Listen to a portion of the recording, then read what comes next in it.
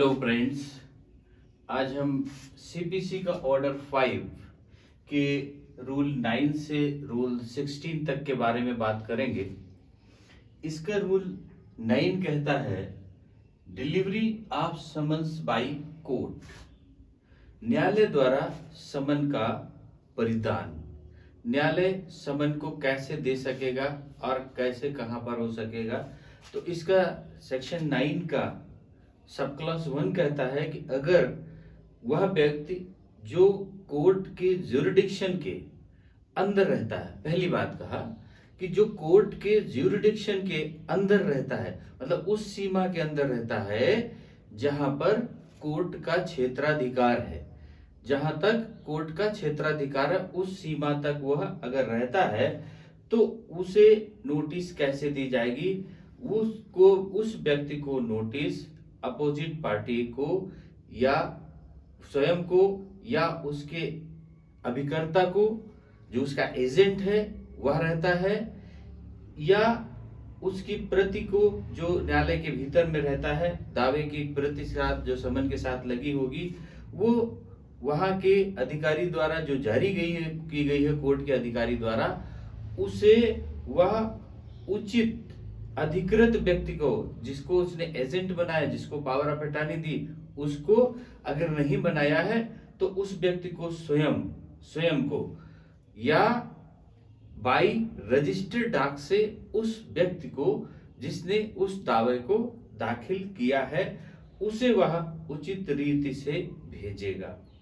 अब इसमें कहा कि ये जो भेजेगा इसके लिए हर एक क्षेत्र का क्या होगा, जो उसका ऑनरेबल हाई कोर्ट उच्च न्यायालय जो निर्देश करेगा उस निर्देश के अनुसार, अगर वो कहता है व्यक्तिगत रूप से ही भेजी जाएगी तो व्यक्तिगत रूप से भेजी जाएगी, अगर वो कहता है कि रजिस्टर्ड डाक से भेजी जाएगी तो रजिस्टर्ड डाक से भेजी जाएगी। तो ये सारी चीज एक प्रति के साथ में, समन की एक प्रति साथ में जो वहां के अधिकारी के द्वारा, न्यायालय के अधिकारी के द्वारा जारी की गई या उसके अधीनस्थ जिसको पावर दिया गया है उसके द्वारा जारी गई, उसे भेजा जाएगा। अब इसका सब क्लास 2 कहता है कि हाई कोर्ट के निर्देश, सब क्लास 3 कहता है कि हाई कोर्ट के निर्देश पर वादी के व्यय पर, क्योंकि वादी ही केस को दाखिल किया, और वादी के व्यय पर प्रतिवादी को या उसके एजेंट को नोटिस सर्व की जाएगी, और चाहे वो डाक द्वारा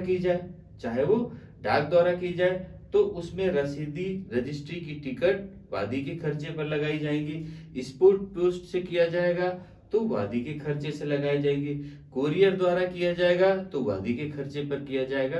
तो ये इन 3 तरीकों से, जिसमें हाईकोर्ट ने अपना गजट में जारी किया है कि कोरियर के द्वारा जाएंगे, स्पीड पोस्ट के जाएंगे, रजिस्टर्ड डाक से जाएंगे, व्यक्तिगत जाएंगे, जिस तरीके से जाएंगे उस तरीके से उसे भेजा जाएगा।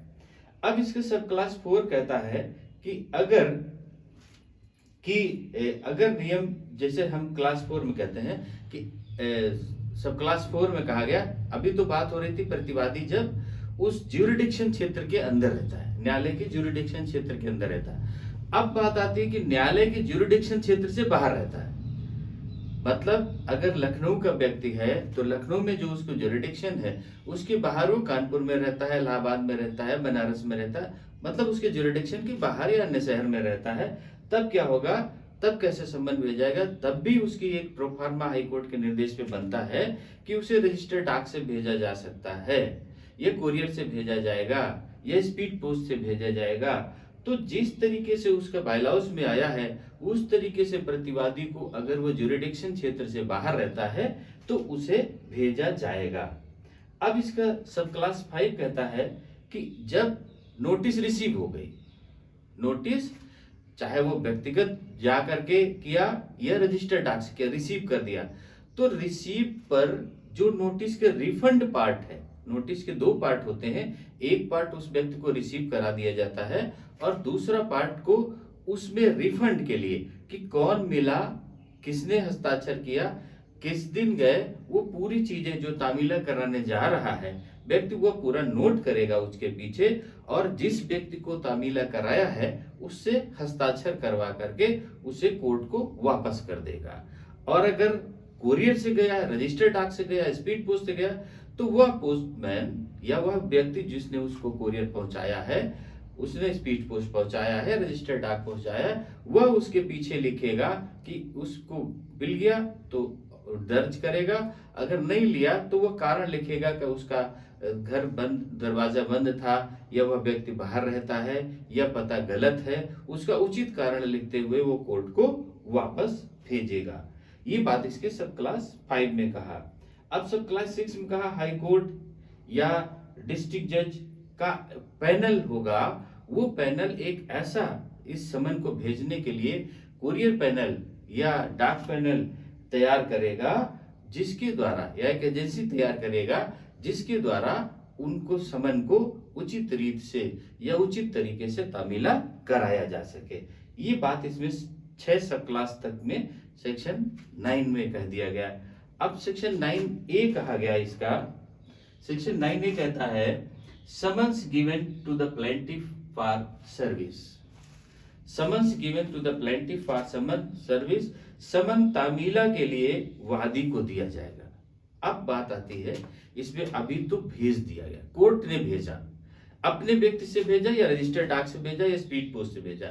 अब 9A रूल कहता है कि अगर वादी लिखित प्रार्थना पत्र देता है किसको, कोर्ट को, कि वह समन उसको दे दिया जाए, वह उचित रीत से उसे पहुंचा देगा या रजिस्टर्ड डाक से भेज देगा या स्पीड पोस्ट से भेजेगा और उसका प्रूफ न्यायालय को दे देगा, तो कोर्ट उसके प्रार्थना पत्र पर दे सकता है, जरूरी नहीं है, दे सकता है उसे उस समन को प्रतिवादी को पहुंचाने के लिए, और वह प्रतिवादी को पहुंचा करके और उसका हस्ताक्षर लेकर के कोर्ट को सुपुर्द कर सकता है, या रजिस्टर्ड डाक से भेज करके उसका प्रूफ रसीदे वापस भेज सकता है। अगर वो नहीं लेता है, बाई चांस प्रतिवादी वादी के द्वारा नहीं लेता है, तो कोर्ट पुनः उसी ढंग से जैसे सेक्शन 9 में कहा गया उसी रीति से उसको नोटिस पुनः पहुंचाने के लिए वो कार्य करेगा, अगर नहीं लेता है तब। इसका सब क्लास 4 ये कहता है। तो ये तो हो गई बात सेक्शन 9 की। अब सेक्शन 10 इसका कहता है mode of service. Mode of service section 10 इसका कहता है कि तामीला का ढंग क्या होगा।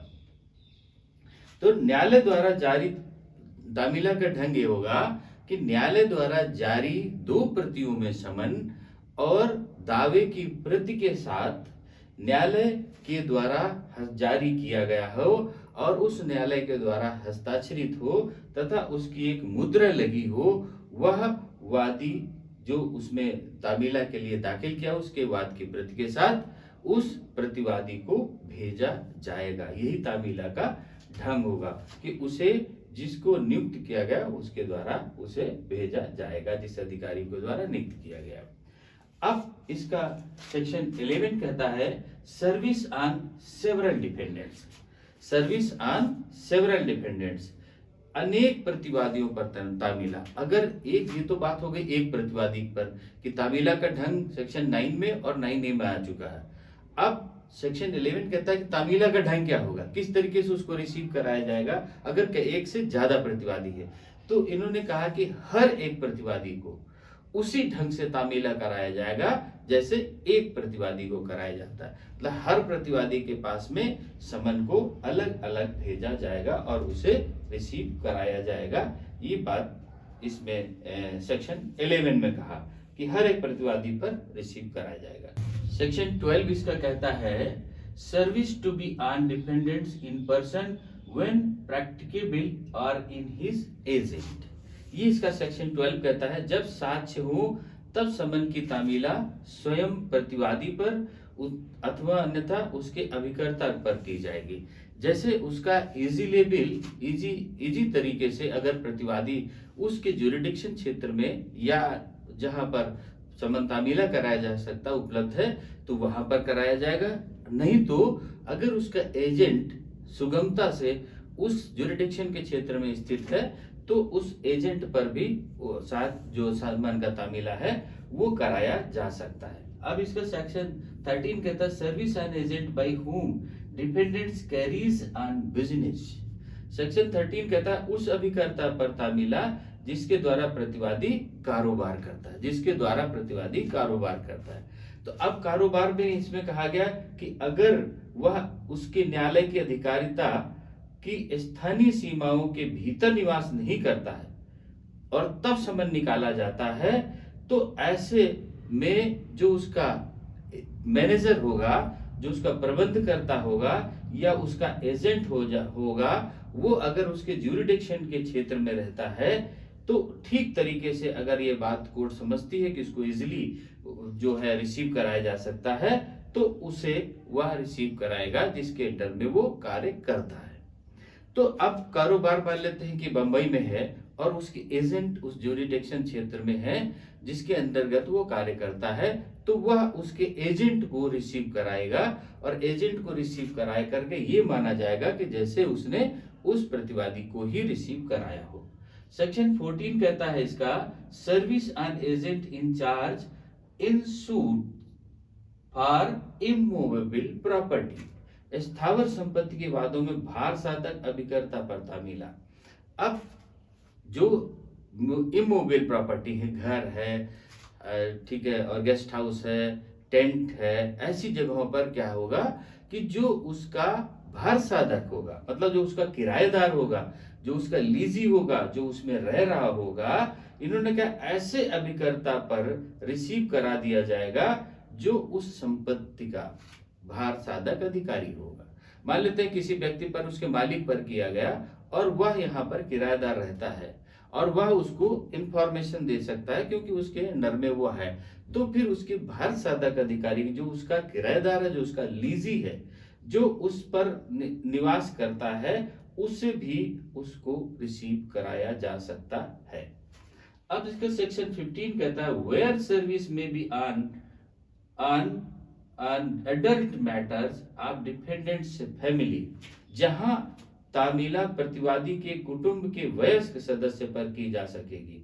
अब यहाँ पर क्या है कि उस जिसको प्रतिवादी बनाया गया वो बाहर रहता है और उसका बेटा या उसका कोई बेटी या उसकी पत्नी या अन्य कोई फैमिली का सदस्य वहां पर मिलता है, तो इसमें कहा गया कि उस व्यक्ति को भी रिसीव कराया जा सकता है, तो अगर वह अनुपस्थित है वहां पर और उसका कोई फैमिली एडल्ट मेंबर अगर उपस्थित है, तो वह उसे भी रिसीव करा सकता है। अब इसका सब क्लास 15 कहता है, वेयर सर्विस में be on adult matter of dependent, पहले ये फिर सेक्शन 15 में कह दिया गया। अब सेक्शन 16 में कहा, person served to sign a acknowledgement. Section 16 में कह दिया गया कि वह व्यक्ति जिस पर तामीला की गई अब स्वीकृत हस्ताक्षरित करेगा। ये क्या बात है कि जैसे समन किसी को दिया गया, अब दे करके नहीं लौटाएगा, समन देगा तो देने के बाद में पूरा उसको लिखेगा और लिखने के बाद उस व्यक्ति को जिसने समन लिया है उसका हस्ताक्षर लेगा, उसको हस्ताक्षरित कराएगा कि इस व्यक्ति को दिया गया जो तामीला पर्याप्त है, वह प्रतिवादी को सूचना देने का हक रखता है। यह प्रतिवादी को वो प्रपत्र जो है रिसीव कराएगा वो उसको दे देगा। मान लिया उसको बेटे को दिया गया या उसके जो अभिकर्ता को दिया गया या उसके स्वयं दिया गया, तो उससे वह रिसीविंग लेगा और वह रिसीविंग लेकर के कोर्ट को वापस करेगा। वो अब स्वीकृत कराएगा कि हाँ मुझे ये समन प्राप्त हो गया, इस बात के लिए उसे वह हस्ताक्षर कराएगा। तो इसमें ये 16 पार्ट हो गया। अब सेक्शन 9 से लेकर के सेक्शन 16 तक, रूल 9 से लेकर के 16 तक, रूल 16 तक जो ऑर्डर 5 के थे वो क्लियर हो गए होंगे। इसमें जो हमने जैसे सेक्शन बोला तो सेक्शन का मतलब है रूल, सेक्शन बोला सेक्शन का मतलब है रूल। कभी कभी रूल को अब सेक्शन निकल जाता है और सारे में जो रूल होते हैं ऑर्डर के साथ में जितनी चीजें बात की जाती है वो सब रूल में आती है। तो जैसे हमने सेक्शन 12 मालूम बोला तो वो क्या है, रूल 12 है। तो ये चीजें इसमें से क्लियर समझना है इनको कि सेक्शन नहीं रूल होते हैं। रूल ऑर्डर के साथ में रूल 1, रूल 2, रूल 3 ऐसे होते हैं। तो जो सेक्शन है उसको रूल पढ़ा जाएगा, रूल समझा जाएगा। तो अभी ये बात सेक्शन रूल 9 टू लेकर के रूल 16 तक क्लियर हो गए होंगे। अभी इसमें और ऑर्डर में बाकी हैं, तो रूल 17 से हम नेक्स्ट पार्ट में डिस्कस करेंगे। ओके, थैंक यू, जय हिंद।